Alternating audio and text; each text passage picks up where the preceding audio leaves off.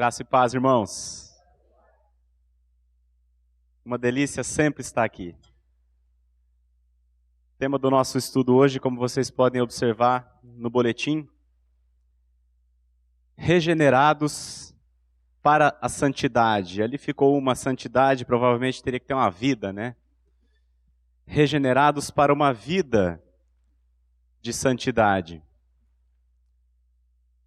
Estudaremos hoje na Palavra de Deus sobre este assunto, santidade ou santificação.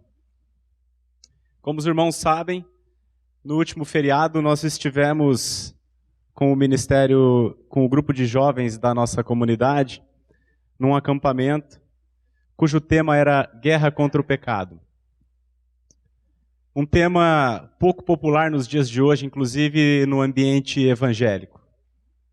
Tem se falado muito sobre prosperidade, sobre sucesso, sobre um Jesus que resolve os nossos problemas, mas uma vida de santidade, que é a guerra contra o pecado, pouco nós temos ouvido falar.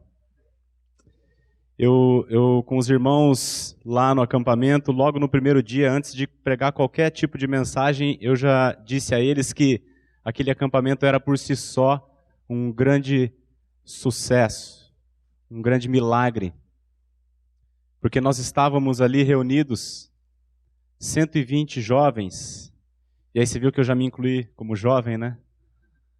Estávamos ali em 120 jovens, mais eu, num feriado onde toda a nação celebra o senhorio do pecado. O Senhor reservou para si um remanescente que estava ali, naquele feriado, com o propósito de aprender sobre a guerra contra o pecado. Quando o pessoal da liderança dos jovens me convidou para dar a palavra, eles já me deram o tema. Nós vamos tratar sobre guerra contra o pecado. Num primeiro momento eu fui um pouco resistente, porque nessa curta caminhada que eu tenho como pregador público do Evangelho, as minhas mensagens elas têm sido, na sua grande maioria, de cunho evangelístico. E aí quando os irmãos me propuseram que nós estivéssemos tratando sobre santificação, eu dei uma resistida. O que na verdade foi uma grande tolice da minha parte, porque quando nós falamos de santidade, de santificação, nós não estamos fazendo outra coisa a não ser pregar o Evangelho. Porque a santificação, ela também é uma obra da graça. É uma obra do Evangelho. E eu, muito edificado pela palavra, gostei demais de falar sobre esse assunto. E por esse motivo estou aqui de novo, tratando desse assunto agora com toda a comunidade. Regenerados para a santidade. Eu vou convidar os irmãos a pegar o boletim para a gente ler o texto que está no subtítulo. Efésios capítulo 1, versículo 4. Vamos ler juntos? Porque Deus nos escolheu nele, antes da criação do mundo, para sermos santos e irrepreensíveis em sua presença. Deus nos escolheu nele. Nele quem? Em Cristo. Quando que ele fez isso? Antes da criação do mundo. Ou seja, a salvação é pela graça. Antes que o mundo fosse criado, nós estávamos escolhidos por Deus em Cristo. Para quê? Para sermos santos. Deus nos escolheu em Cristo, antes mesmo de fundar o mundo, com um propósito: fazermos-nos, ou fazer de nós, santos. O que é um santo? O que significa a palavra santificado? Separado. separado. Deus nos escolheu antes da fundação do mundo em Cristo, para que nós fôssemos separados deste mundo. Para que nós fôssemos diferentes da média. Para que o mundo, ao olhar para nós, visse pessoas diferentes. Esse é o propósito de Deus com a sua salvação. Nos transformar para a glória dele. Para que as pessoas, ao olharem para nós, glorifiquem a Deus.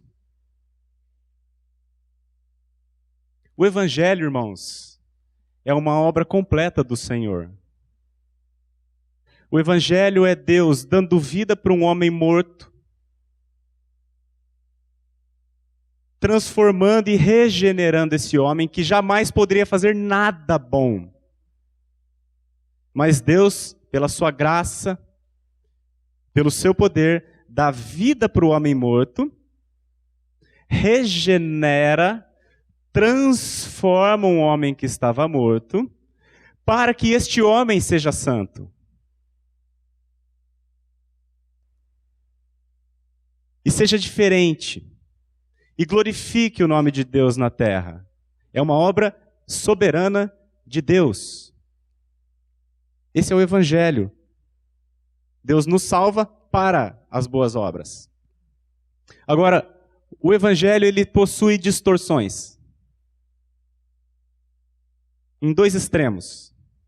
De um lado, nós temos o legalismo, que são as pessoas tentando fazer boas obras ou algo bom para agradar e conseguir o favor de Deus.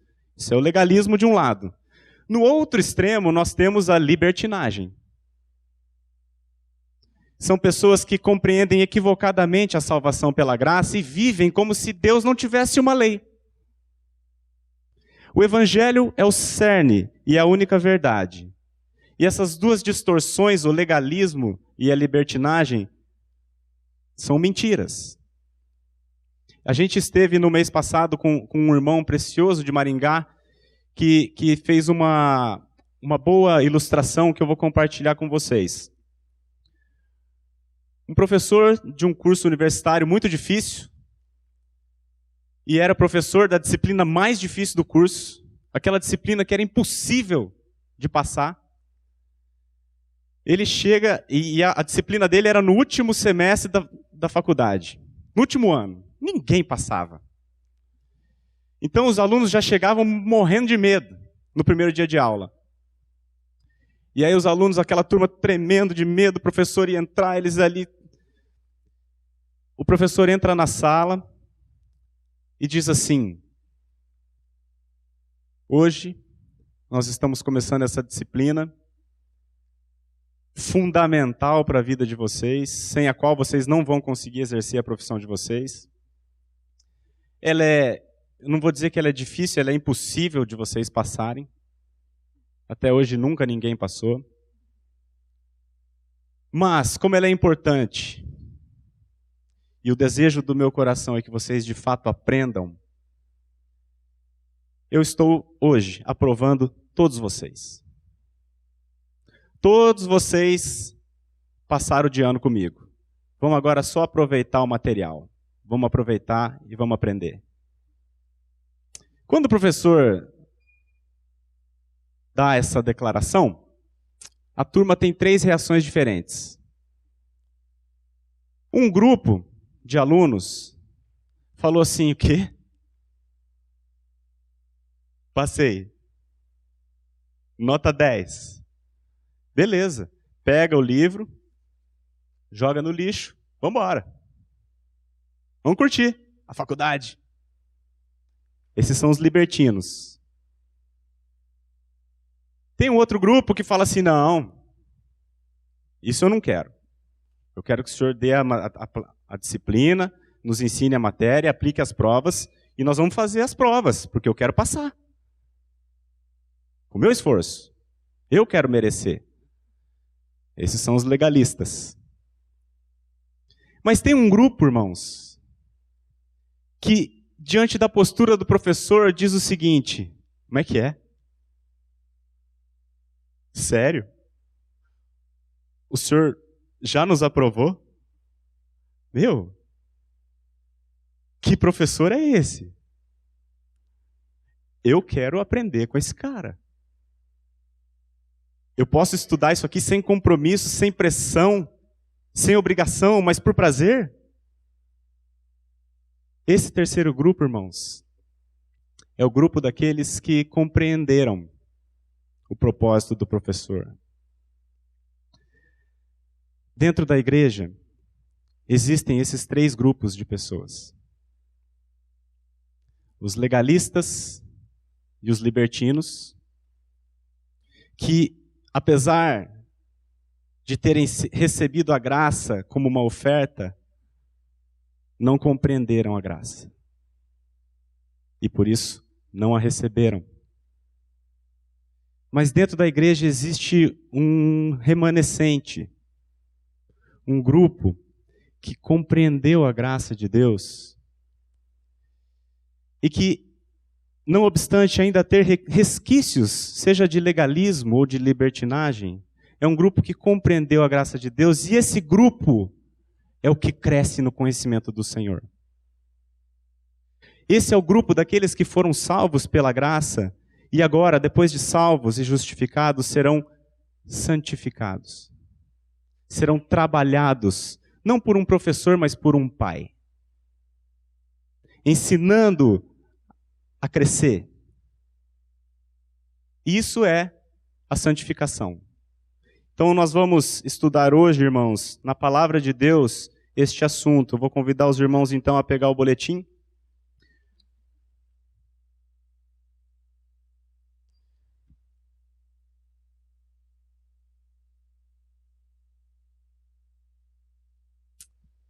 E acompanhe a leitura comigo, por gentileza. O Evangelho é o poder de Deus para a salvação daquele que crê. E essa salvação, no que diz respeito ao homem, é completa. E acontece em três etapas distintas: a justificação, a santificação e a glorificação, nessa ordem. No passado, nós fomos justificados. No presente, nós estamos sendo santificados. E no futuro, nós seremos glorificados. Então, irmãos, no passado, no dia em que nós nos arrependemos e cremos na nossa morte com Cristo, e que Cristo é o nosso Salvador, naquele exato momento nós fomos salvos no nosso espírito. Nós fomos salvos da condenação que o pecado nos trazia. A alma que pecar, essa morrerá. Todos nós pecamos, e no dia em que pecamos, o primeiro pecadinho nosso, nós estávamos condenados. Mas no dia que nós cremos no Senhor, nós fomos salvos da condenação do pecado no nosso espírito. Hoje, nós estamos sendo salvos na nossa alma do domínio do pecado que ainda habita em nós. E no futuro, nós seremos salvos da presença do pecado. O pecado não vai mais estar em nós quando nós recebermos corpos gloriosos na volta do Senhor. Ok? É nessa sequência que o homem recebe a salvação de Deus. No passado fomos salvos, no presente estamos sendo salvos e no futuro seremos salvos. A salvação é completa. E toda ela é patrocinada pela graça. A justificação e a glorificação, primeira e última etapas da salvação, são obras da graça de Deus que Ele realiza sozinho e num instante. A santificação, por outro lado, é uma obra longa e contínua, na qual Deus, também movido pela sua graça, nos coloca como coparticipantes. A santificação, portanto, nada mais é do que o intervalo entre o dia em que fomos justificados pela fé e o dia em que seremos glorificados pela volta do Senhor. Ou seja, trata-se da vida cristã aqui na terra. É sobre esse assunto, santificação, que estudaremos no texto de hoje, que está em Romanos capítulo 6, versículo 1 a 14. É sobre esse assunto, irmãos, santificação, que nós vamos tratar hoje. É sobre esse assunto que esse texto trata. Santificação, Romanos 6, de 1 a 14.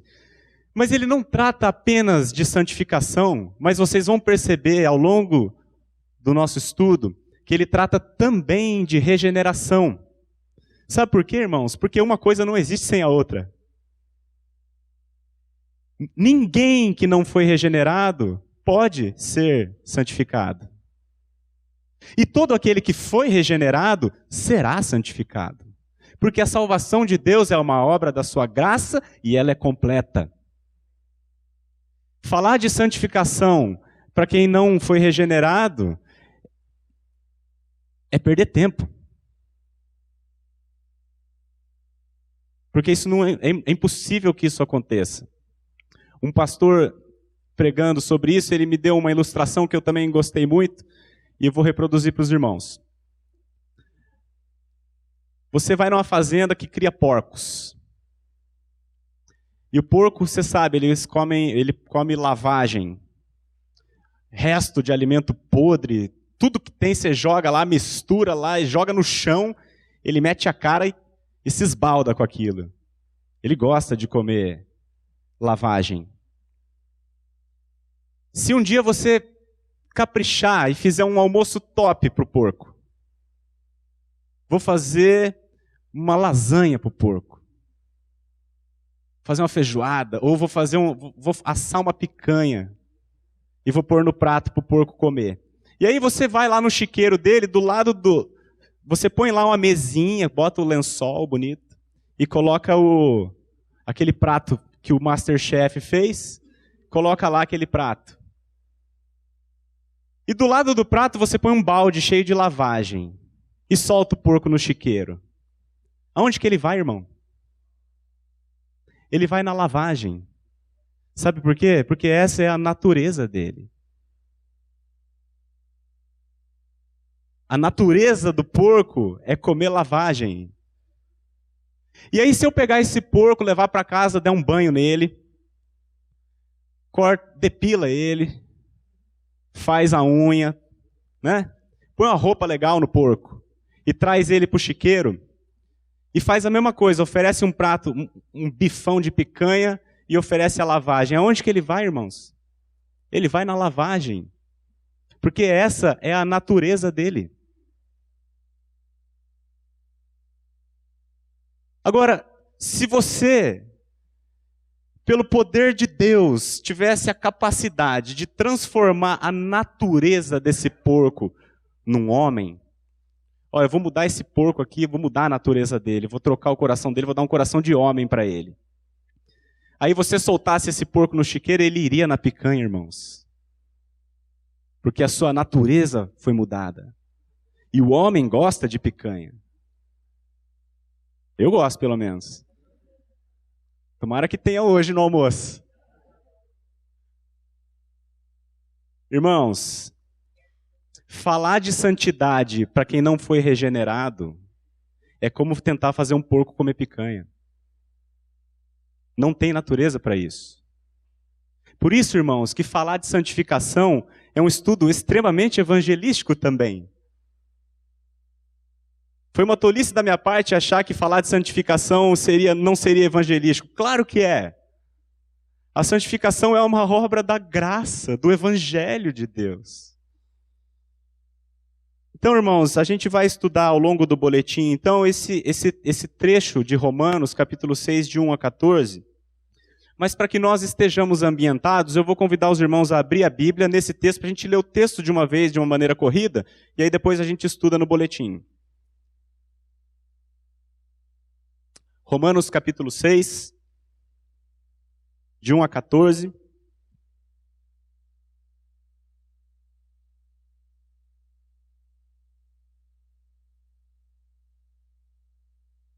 texto diz assim: Que diremos, pois? Permaneceremos no pecado para que seja a graça mais abundante? De modo nenhum. Como viveremos ainda no pecado nós, os que para ele morremos?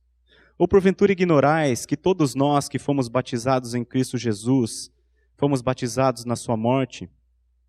Fomos, pois, sepultados com ele na morte pelo batismo, para que, como Cristo foi ressuscitado dentre os mortos pela glória do Pai, assim também andemos nós em novidade de vida. Porque se fomos unidos com ele na semelhança da sua morte, certamente o seremos também na semelhança da sua ressurreição.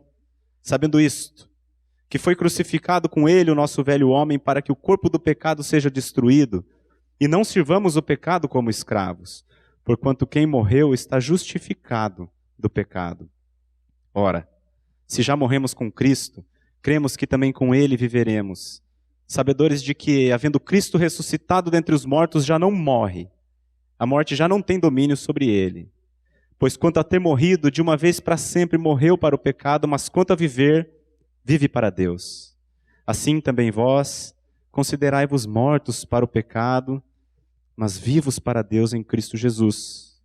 Não reine, portanto, o pecado em vosso corpo mortal, de maneira que obedeçais às suas paixões.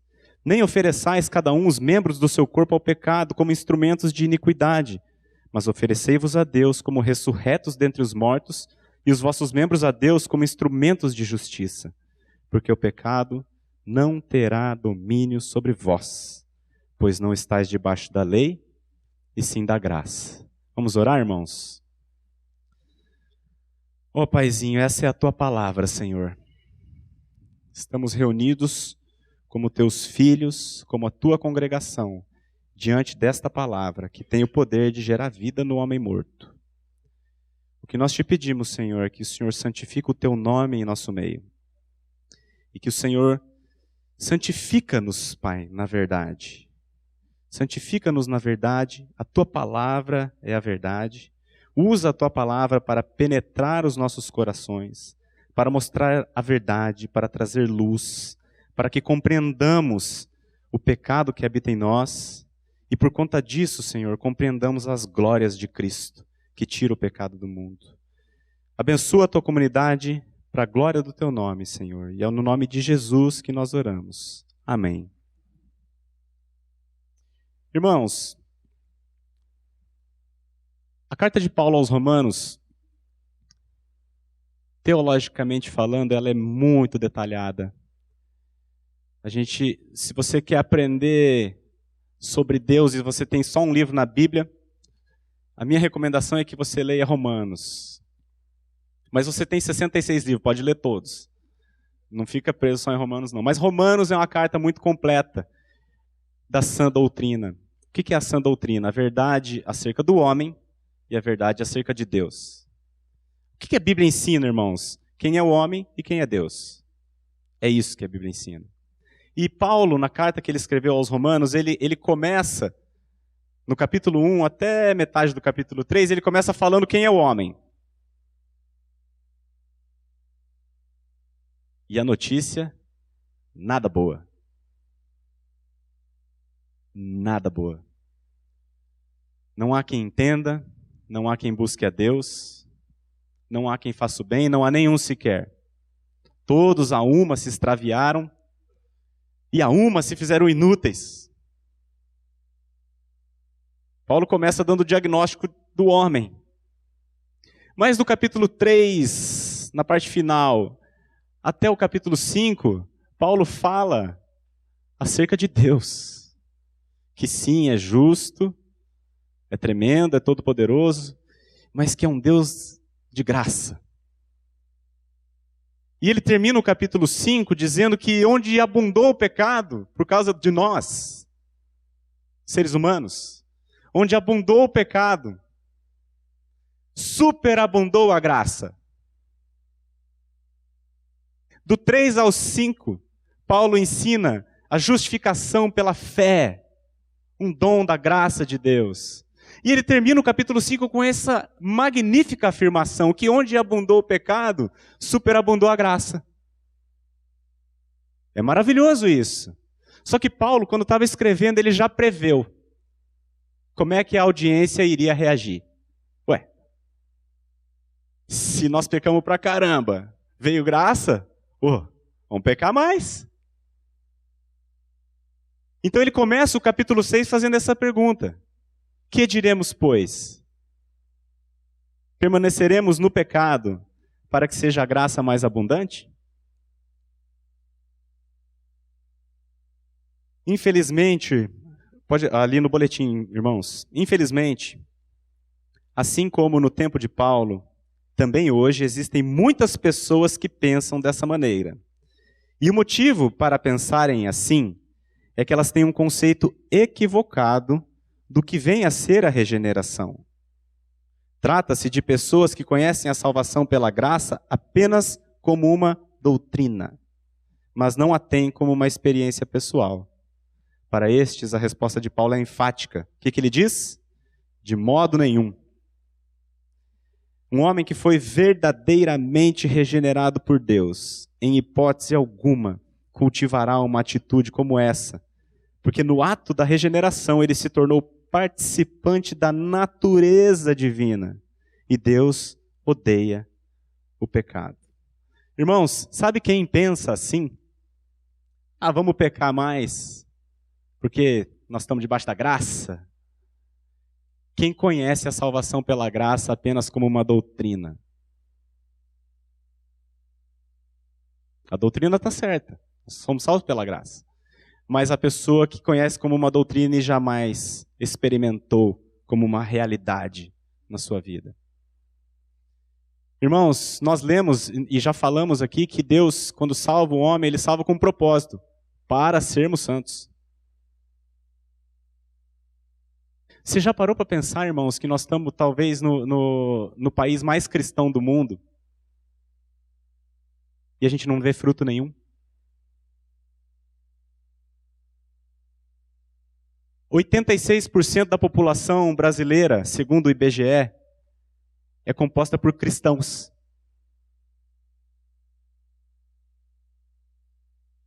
Se Deus salva o cristão para ele ser santo, e 86% da população brasileira é cristã, a gente não devia viver num país melhor?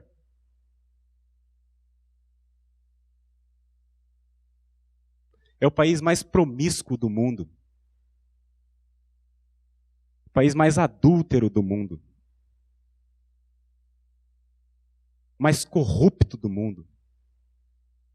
Sabe por quê, irmãos? O Brasil e o mundo inteiro está com as igrejas cheias de membros que têm uma concepção errada do que seja regeneração. São membros autoconvertidos que jamais foram convertidos. Eu me batizei, parei de beber, parei de fumar, parei de ir no boteco e agora eu vou na igreja e dou o dízimo. Me converti.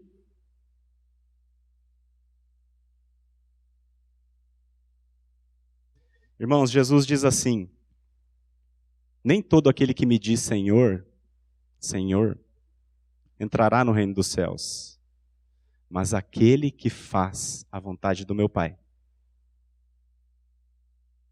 Muitos me dirão naquele dia: Senhor, Senhor, não expulsamos nós demônios em teu nome? Não fizemos muitos milagres em teu nome? Muitos dirão isso a ele naquele dia. E aí Jesus continua dizendo assim: lhes direi explicitamente, nunca vos conheci. Apartai-vos de mim, vós que praticais a iniquidade. Isso é sério, irmãos. O que Jesus está dizendo é o seguinte, que naquele dia do retorno dele, muitos membros de igreja vão chegar diante dele, chamando ele de Senhor. E ele vai falar assim: nunca te conheci. Dá licença. O problema do Brasil, da igreja brasileira e da igreja do mundo, é que as pessoas têm uma concepção errada do que é regeneração. E o que é a verdadeira regeneração, irmãos? É o que Paulo vai nos explicar na sequência do texto. Vamos ler? Romanos 6, do 2 até o 4. Como viveremos ainda no pecado, nós, os que para ele morremos? Ou porventura ignorais que todos nós que fomos batizados em Cristo Jesus, fomos batizados na sua morte? Fomos, pois, sepultados com ele na morte pelo batismo, para que, como Cristo foi ressuscitado dentre os mortos pela glória do Pai, assim também andemos nós em novidade de vida. Isso é a verdadeira regeneração. A verdadeira regeneração consiste no batismo do pecador na pessoa de Cristo Jesus. Não se trata aqui do batismo nas águas pelo qual passamos para nos tornar membros de uma comunidade, mas sim de algo muito mais glorioso. O nosso batismo espiritual no corpo de Cristo na cruz, através do qual o Senhor matou o pecador filho da ira e ressuscitou um filho de Deus que anda em novidade de vida. Essa é uma obra realizada por Deus e, portanto, perfeita. De modo que é impossível a um homem verdadeiramente regenerado permanecer na prática do pecado, uma vez que ele é nascido de Deus e o que permanece nele é a semente divina. Irmãos, Jesus, quando estava na semana de ser crucificado, ele diz assim: eu, quando for levantado da terra, atrairei todos a mim mesmo. Ele foi levantado da terra numa cruz. Ele foi pregado naquela cruz e ele foi levantado da terra. Quando ele estava naquela cruz, ele atraiu a igreja a ele mesmo. E quando ele morreu, nós morremos juntamente com ele. E quando ele ressuscitou, nós ressuscitamos juntamente com ele, em novidade de vida. Esta é a verdadeira regeneração. Este é o batismo que salva. A palavra batismo significa imersão, estar em. Nós estávamos em Cristo quando ele foi crucificado. Quando ele morreu, nós estávamos nele. Fomos sepultados, pois, na morte com ele pelo batismo. E quando ele ressuscitou pela glória do Pai, ou seja, pelo poder de Deus, esse mesmo poder atuou em nós para nos ressuscitar juntamente com Cristo, fazendo com que nós andássemos em novidade de vida. Isso é a verdadeira regeneração. A regeneração, irmãos, não é uma simples decisão da vontade humana. Amanhã eu vou me regenerar, eu vou ser uma nova criatura, eu vou mudar de vida e agora eu sou um filho de Deus. Não, irmãos. A regeneração é uma obra da glória de Deus e, portanto, ela é perfeita. O verdadeiro batismo que salva é o batismo que nós tivemos no corpo de Cristo na sua cruz. O batismo das águas, irmãos, ele é importante, sim, mas ele é apenas uma demonstração exterior daquilo que de fato aconteceu no nosso espírito lá na cruz. Quando a gente mergulha, a gente está tipificando a nossa morte com Cristo. E quando a gente sai da água, nós também estamos tipificando a nossa ressurreição com Cristo em novidade de vida. A morte de Cristo, irmãos, ela foi não apenas substitutiva, mas ela foi também inclusiva. Você já ouviu falar assim, aquela expressão assim, Jesus morreu pelos nossos pecados, agora nós temos que fazer a nossa parte. Já ouviram essa expressão? Ele morreu para nos salvar, agora nós temos que fazer por merecer. Não, irmãos. Não é assim.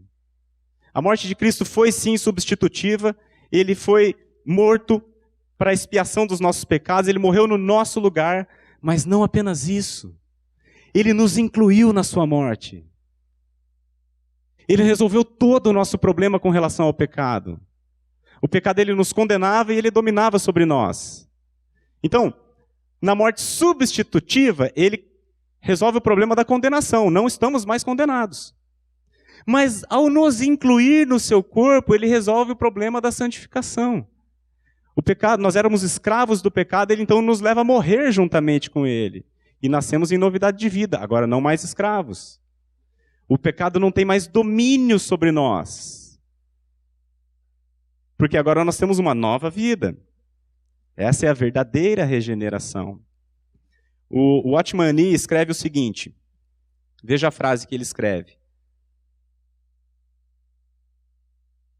Há em mim uma inclinação para pecar. Um poder interior que me atrai para o pecado. Preciso de perdão para o que eu fiz, mas também preciso ser libertado daquilo que eu sou. O Senhor Jesus não morreu apenas para derramar seu sangue, mas ele morreu para que também pudéssemos morrer. Ele não morreu apenas como nosso representante, mas em sua morte ele incluiu você e eu. O seu sangue derramado soluciona o problema daquilo que nós fizemos, enquanto a cruz soluciona o problema daquilo que somos.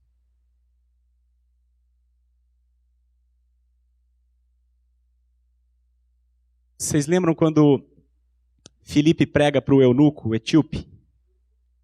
O etíope creu. E ele fala assim para Filipe, Filipe, o que me impede de eu ser... Tem água ali, ó, o que me impede de eu ser batizado? Aí Filipe diz para ele assim, é lícito se creres. Se você crê no Senhor Jesus como Filho de Deus, é lícito. Porque se você não crê, não adianta nada você se batizar. É o que o Maurício falou. O Maurício prega sempre nas penitenciárias. Né? Todo mundo lá é batizado, irmão.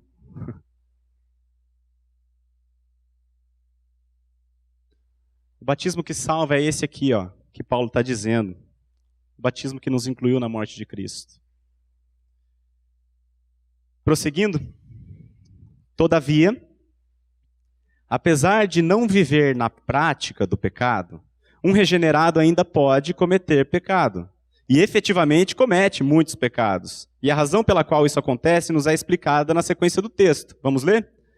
Porque se fomos unidos com ele na semelhança da sua morte, certamente o seremos também na semelhança da sua ressurreição. Nesse verso observamos diferentes tempos verbais numa mesma oração. Fomos no passado e seremos no futuro. E é importante compreendermos a razão dessa distinção. Em termos espirituais, nós já morremos e ressuscitamos com Cristo no passado. Mas, no que diz respeito ao corpo físico, nós ainda não ressuscitamos em glória como o nosso Senhor, estando esse benefício reservado para o futuro. Em outras palavras, nós temos um espírito novo habitando num corpo velho, e esse é justamente o campo de batalha do cristão, o seu corpo corruptível e a sua alma habituada ao pecado. É precisamente nessa área que Deus trabalha santificando o homem que foi regenerado, a fim de transformá-lo de glória em glória à imagem do nosso Senhor. E o que torna viável esse processo de santificação é a graça de Deus por meio da cruz de Cristo. Irmãos, a santificação não é um fardo. A santificação é um privilégio dos filhos de Deus. Essa história que Jesus morreu por nós e agora nós temos que fazer a nossa parte para agradar a Deus, isso não existe. Nós fomos salvos pela graça, nós estamos sendo salvos pela graça e nós seremos salvos pela graça. Mas essa graça, irmãos, não torna o ser humano um ser inerte, parado. Pelo contrário, a graça de Deus nos coloca como coparticipantes da nossa salvação no que diz respeito à santificação. Primeiro, ele nos dá uma mente nova. E essa mente nova que agora deseja as coisas excelentes, essa mente nova que gosta agora de picanha, ainda habita num corpo que não é novo. É aqui que se dá a batalha do cristão. Nós temos uma mente nova, fomos regenerados, mas vivemos num mundo caído e nós temos um corpo corruptível. A santificação ocorre aqui, nessa área. Mas a salvação de Deus é completa. Ele nos capacita, irmãos. Ele nos habilita a andar junto com Ele. Lembra que Paulo diz assim, eu trabalhei muito mais que todos os outros apóstolos. Todavia não eu, mas a graça de Deus comigo. O mesmo Paulo diz assim, desenvolvei a vossa salvação com temor e tremor, por quê? Porque Deus é quem opera em vós, tanto o querer quanto o efetuar. Então, irmãos, não existe essa história de que Deus faz uma parte e você faz outra. Deus, mediante a graça operante dele, a graça plena dele em nós, nos habilita a sermos coparticipantes juntamente com ele na nossa salvação aqui, na vida cristã. Ele nos ensina como um pai a caminharmos segundo ele. E Ele faz isso pela sua graça. Como que a graça de Deus opera em nós para a santificação? Vamos ler? 6. Sabendo isso, que foi crucificado com Ele o nosso velho homem, para que o corpo do pecado seja destruído e não sirvamos o pecado como escravos. O velho homem foi crucificado no passado, para que não sirvamos ao pecado como escravos no presente. De acordo com a Bíblia, toda a humanidade está subdividida em apenas 2 tipos de homem: o velho e o novo, Adão e Cristo. Todos nós, sem exceção, nascemos em Adão e, portanto, mortos em nossos delitos e pecados. Enquanto estávamos em Adão, nossa relação com o pecado era de escravidão e nós não tínhamos outra opção senão pecar. Agora, entretanto, nosso velho homem foi crucificado e nós estamos no novo homem que é Cristo. E, se alguém está em Cristo, é uma nova criatura. As coisas velhas já passaram, eis que tudo se fez novo. Irmãos, a santificação é Deus recriando o homem por meio da cruz de Cristo. Na cruz de Cristo Ele matou o nosso velho homem, que era Adão, e na cruz de Cristo, depois da sua morte, Ele nos ressuscitou e agora nós temos a mente de Cristo. Só que nós ainda não ressuscitamos fisicamente, como o nosso Senhor já ressuscitou. Nós ainda não temos um corpo de glória. E por isso nós ainda pecamos e lutamos contra o pecado. Mas como é que Deus nos habilita a correr essa batalha, lutar essa batalha? Dando um coração novo. Nós temos essa mente nova, agora sim disposta a buscar a santificação. Em Ezequiel 36, 26, 27, nós lemos assim. Coloca lá, por favor, irmã. Ezequiel 36, 26, 27.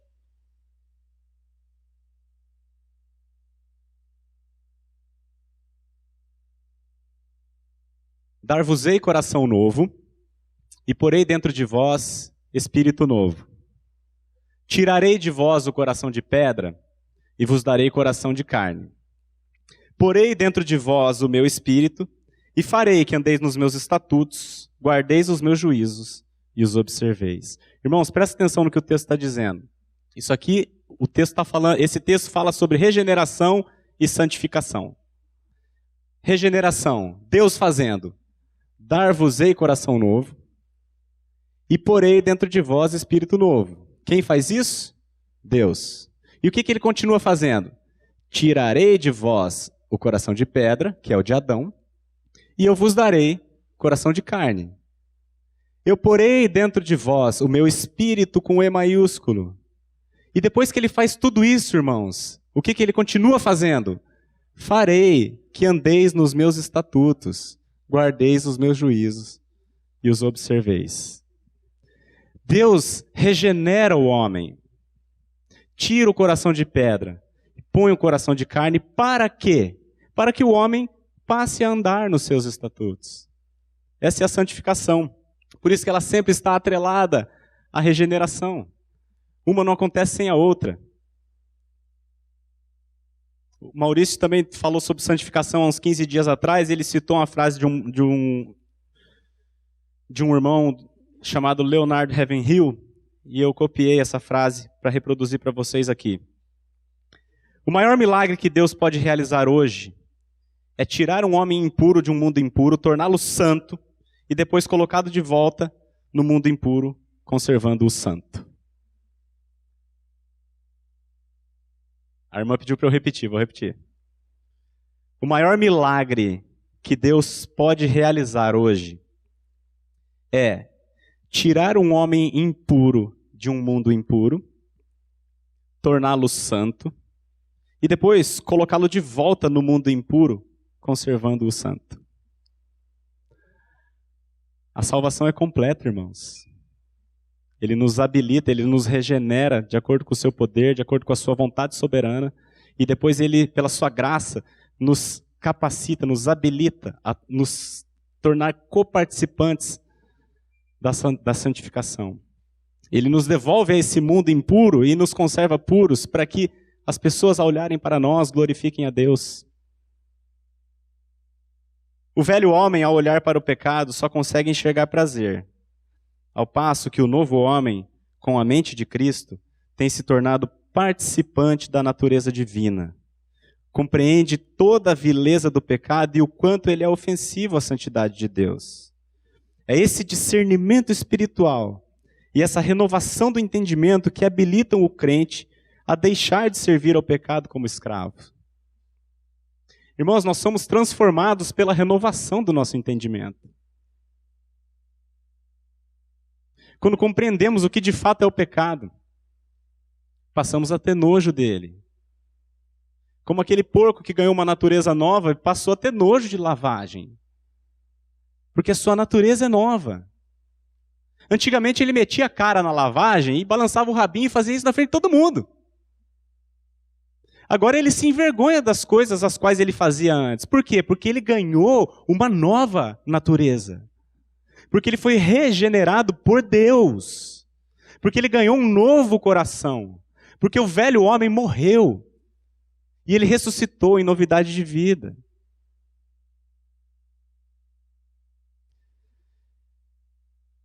E olha o que diz o verso 7, irmãos. Esse aqui eu quero meditar com vocês. Vamos ler junto? Porquanto quem morreu está justificado do pecado. Irmãos, isso aqui é fundamental nós compreendermos. Ele está dizendo o seguinte, ele vinha dizendo no verso 6 que a gente não vai servir o pecado como escravos. Por quê? Porque quem morreu está justificado. O que isso quer dizer? O que isso significa? Um réu, quando está sendo acusado num tribunal, não faz outra coisa senão tentar justificar-se diante do juiz para escapar da condenação. Quando estávamos em Adão, éramos como réus diante do juiz, que é Deus, tentando justificar o nosso pecado. Mas agora, mortos para o pecado na cruz de Cristo, já cumprimos a pena que nos cabia. E não precisamos mais tentar nos justificar diante de Deus. Antes, podemos confessar os nossos pecados para que recebamos não só o perdão, mas também a purificação deles. A nossa justificação, portanto, é o que torna possível a nossa santificação. Vou explicar isso aqui, irmãos. Quando alguém está sendo acusado, está lá diante do tribunal e está sendo acusado, você cometeu esse crime. O que o cara faz? Ele fica, não, eu fiz isso, não. Ele fica tentando arrumar argumentos para se defender, visando escapar da condenação. É isso que nós fazíamos quando estávamos em Adão. É isso que Adão fez. Quando ele pecou e o Senhor se apresentou diante dele como um juiz, falou, Adão, você comeu do fruto que eu mandei que não era para comer? O que ele falou? Eu comi, Senhor, mas veja bem, foi a Eva que me deu. Não foi isso que ele fez? Eu pequei, mas, dá uma olhada na situação. Foi essa mulher que você mesmo me deu que me fez pecar. Ou seja, Adão se justifica. O que a Eva fez? Eva, você comeu do fruto que eu mandei que não era para comer? Aí eu comi, mas foi a serpente que me enganou.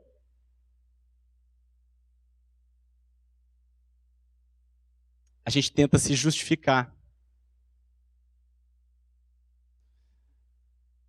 Eu conheço um casal que se separou, se divorciou, um casamento de mais de 20 anos. Se divorciaram por causa do alcoolismo dele. E aí eu fui ter com ele, logo depois da separação, e eu conversando com ele, falei assim, cara, você sabe que o seu casamento acabou por causa da cachaça, né? Aí, pasmem na resposta que ele me deu. Ele falou assim, concordo com você, mas eu só bebia porque quando ela chegava em casa, ela ficava assistindo novela e não fazia janta para mim.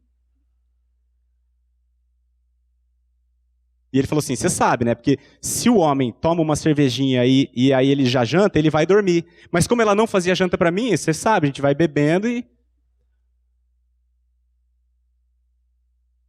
Eu tenho um outro amigo que trabalhei com ele uns anos atrás e ele disse assim, ele falava assim pra gente, a minha mulher sabe que cara que não almoça em casa, almoça fora. Ele dizia o seguinte, a minha mulher sabe que se ela não comparecer comigo, eu vou procurar fora. Irmãos, o ser humano em Adão, ele encontra as justificativas mais criativas para o pecado. né? A minha esposa não está comparecendo, não tá honrando o compromisso conjugal dela, então, beleza eu adulterar. A culpa é dela. O homem, minha mulher não quer comparecer, não quer cumprir com os deveres conjugais dela, então tranquilo para mim recorrer à pornografia. O homem em Adão, ele procura se justificar. E essas justificativas, elas são completamente inúteis. Criativas, podemos reconhecer, elas são criativas, mas são inúteis. Não altera a condenação que o pecado traz. Agora, irmãos, Paulo está dizendo aqui no versículo 7 que quem morreu está justificado do pecado. E isso, irmãos, nos traz alívio. Porque nós já pagamos a conta. E agora, nós não precisamos mais justificar o pecado, mas pelo contrário, nós podemos olhar para ele e encará-lo de frente. E a Bíblia nos exorta, a quando reconhecermos um pecado, a confessar o nosso pecado. Porque Deus é fiel e justo não só para perdoar, mas também para nos purificar. A Bíblia diz que o castigo que nos traz a paz estava sobre ele, e pelas suas pisaduras nós fomos sarados. Jesus morreu por todos os seus pecados, e pelos meus também. Por causa disso, irmãos, não precisamos mais ficar diante de Deus inventando desculpa. Nós podemos confessar o pecado e crescer em santidade. Porque nele nós temos o perdão pleno. É assim que Deus nos habilita a crescermos na santificação. Justificados mediante a fé, temos paz com Deus. O tempo está estourando, mas vou contar rapidinho aqui mais um exemplo. Começo do mês passado ia começar a escolinha das crianças. Tinha uma reunião que eles não atrasam. 6h30 em ponto começa. A minha esposa falou assim, não vai atrasar, hein? Tem 6h30, tem a reunião na escola, hein? E eu ainda meio debochado respondi no WhatsApp para ela assim, sim senhora. Sim senhora, não vou atrasar. Aí o que aconteceu? Eu atrasei. E aí, porque eu esqueci. Fui debochado com ela e na hora de ir embora eu me atrasei. E aí bem na hora que eu saí lá no carro, no escritório tem manobrista. E o carro desce de elevador. Cheguei lá, o elevador estava quebrado. Eu falei, ufa, meu álibi. Cheguei em casa, falei para minha esposa, amor, cheguei atrasado porque o elevador quebrou. De fato, o elevador estava quebrado. Mas na hora que eu falei, irmãos, o que veio ao meu coração? É mentira. Fui para dentro, remoendo aquilo e voltei. Chamei a Vanessa e falei, amor, me perdoa. É mentira minha. Eu estou mentindo para você. Estou atrasado porque eu esqueci.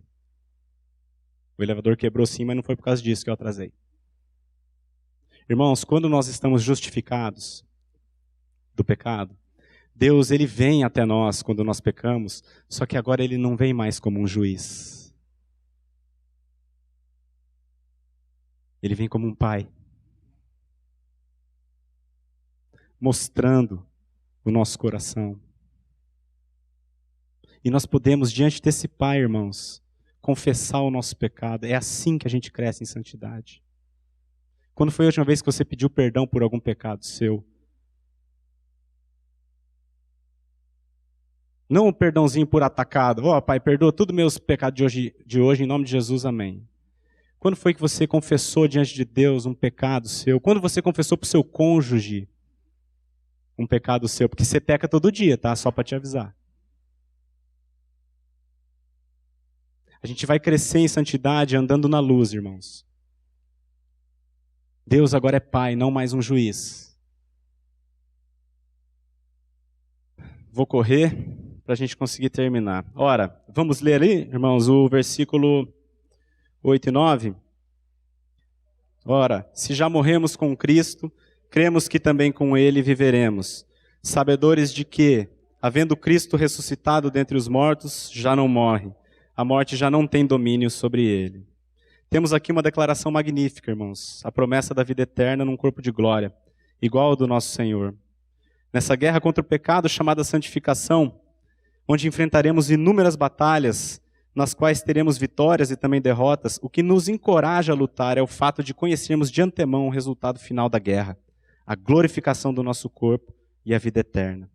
E a nossa principal motivação para correr com perseverança essa carreira é a glória de Deus que nos deu a vida eterna como uma dádiva da sua graça. Irmãos, toda vez, a palavra repete muitas vezes essa promessa que nós teremos a vida eterna. Sabe por quê? Para que nós corramos com perseverança. Jesus, em troca da alegria que lhe estava proposta, suportou a cruz. Ele tinha um foco. O foco dele era a glória de Deus e a igreja. Jesus sabia que o trajeto dele geraria eu e você, a igreja. Então, focado nesse objetivo, ele suportou o que teve de mais terrível aqui na terra, a cruz. E nós percorremos a carreira olhando para Cristo. Porque Ele é a nossa esperança. Ele é a nossa glória. E nessa guerra contra o pecado, irmãos, nós temos uma certeza, a vitória final. Nós seremos glorificados. E estaremos a vida eterna com o Senhor. Isso deveria encher a alegria, a igreja de alegria. Isso deveria ser o nosso motivo na hora de acordar. Viver para a glória desse Deus que nos prometeu algo tão glorioso e Ele vai cumprir. Vamos caminhando para o final. Vamos ler junto, irmãos? Pois quanto a ter morrido, de uma vez para sempre morreu para o pecado. Mas quanto a viver, vive para Deus. Assim também vós, considerai-vos mortos para o pecado, mas vivos para Deus em Cristo Jesus. A palavra de Deus nos exorta a considerarmos-nos mortos para o pecado e vivos para Deus. E ela faz isso, essa exortação, por um simples motivo. É o que de fato aconteceu conosco na cruz. É Deus quem está dizendo, irmãos, e portanto é a verdade. Creia nisso. Vamos ler ali o que diz 1 Coríntios. Certamente a palavra da cruz é loucura para os que se perdem, mas para nós que somos salvos, poder de Deus. Visto como na sabedoria de Deus o mundo não o conheceu por sua própria sabedoria, aprove a Deus salvar os que creem pela loucura da pregação. Creiamos, pois, na loucura da pregação, irmãos. Assim como Ezequiel parecia um maluco falando com um monte de ossos secos, ele parecia um louco. O Senhor levou ele para um vale cheio de ossos que estavam sequíssimos. E o Senhor fala para ele assim, Ezequiel, profetiza e prega a palavra para esses ossos. Ele parecia um louco lá, um monte de osso morto, um cemitério. E ele começa a falar, ouvi ossos secos. Parecia loucura, mas aqueles ossos reviveram. E se puseram em pé, um exército sobremodo numeroso. Da mesma maneira, irmãos, eu fico aqui igual um louco falando isso. Você morreu com Cristo. 2000 anos atrás, você nasceu no século passado. Mas há 2000 anos atrás você já morreu com Cristo. Com Ele você foi sepultado e com Ele você foi ressuscitado. Você nasceu de novo em novidade de vida, pela glória do Pai. Eu posso estar parecendo um louco aqui, irmãos, mas assim como Ezequiel, eu creio que a palavra de Deus é viva. E é ela que pode gerar vida em cada um de nós aqui. Não reine, vamos ler o finalzinho? Reine, portanto, o pecado em vosso corpo mortal, de maneira que obedeçais às suas paixões. O pecado já reinou outrora como um tirano no nosso corpo. Agora, porém, não estamos mais em Adão, mas em Cristo. E ele já não reina mais.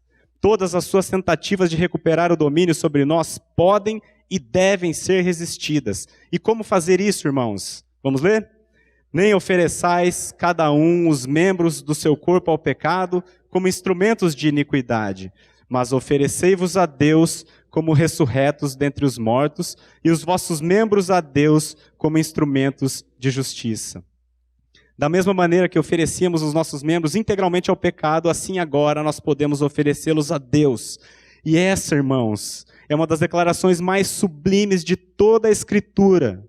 Porque, segundo a própria Bíblia, somente aquilo que é absolutamente perfeito e sem nenhum defeito pode ser oferecido a Deus.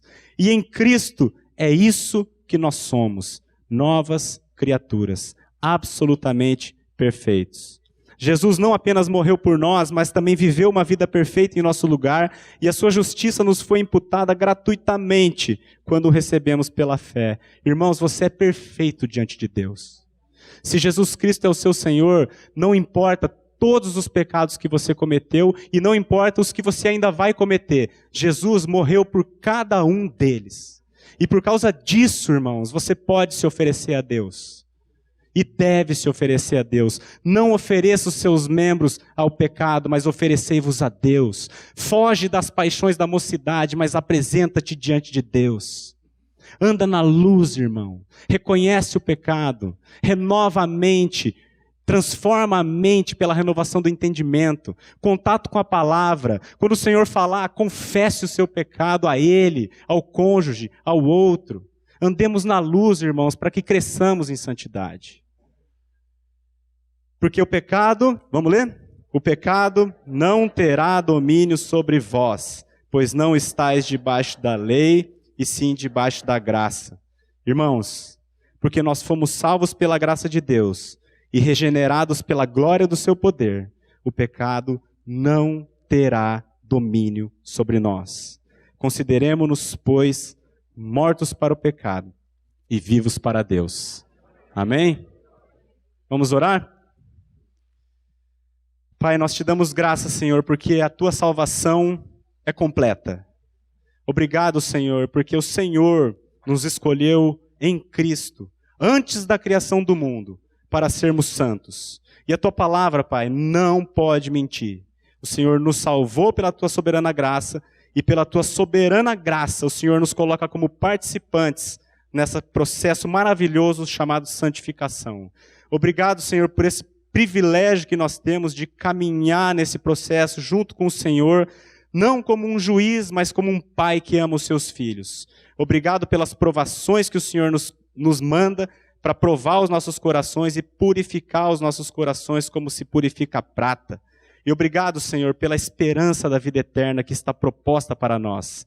Ajuda cada um de nós, Pai, cada um dos meus irmãos aqui a correr essa carreira, olhando firmemente para Jesus, aguardando com toda a vontade, com todo o desejo, Senhor, a redenção do nosso corpo, para a glória do Teu nome. É o que nós te pedimos em nome de Jesus. Amém. A Livraria PIB Londrina procura selecionar cuidadosamente seus títulos e autores a fim de oferecer um conteúdo alinhado com o Evangelho de Jesus Cristo. Bíblias, livros de teologia, devocionais, literatura infantil, biografias, comentários bíblicos e muito mais. Dispomos também de um acervo de CDs e DVDs das mais de 5.000 mensagens ministradas na Primeira Igreja Batista em Londrina. Visite a Livraria PIB Londrina e conheça ainda mais. Livraria PIB Londrina, de segunda a sexta, das 13h30 às 18 horas.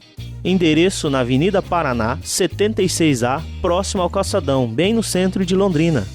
Ligue para 3372-8921 ou acesse o site www.livrariapiblondrina.com.br.